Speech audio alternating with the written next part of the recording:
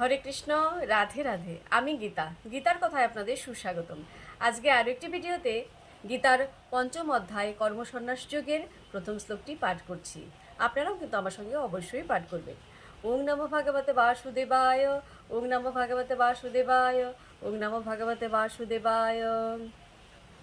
অর্জুন উবাচ সন্ন্যাসম কর্মণাং কৃষ্ণ পুনঃ যোগম চ সংশোষি যৎ শ্রেয় এতয় একম তৎ মে ব্রূহি সুনিশ্চিতম।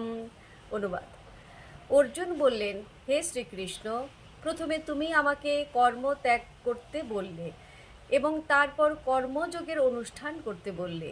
এই দুটির মধ্যে কোনটি অধিক কল্যাণকর তা সুনিশ্চিতভাবে আমাকে বলো। তো ভক্তগণ, এমনি করে প্রতিদিন একটি করে গীতার শ্লোক পাঠ করুন আর এই দুর্লভ মানব জন্মকে ধন্য করুন। আর কমেন্টে লিখুন রাধে রাধে।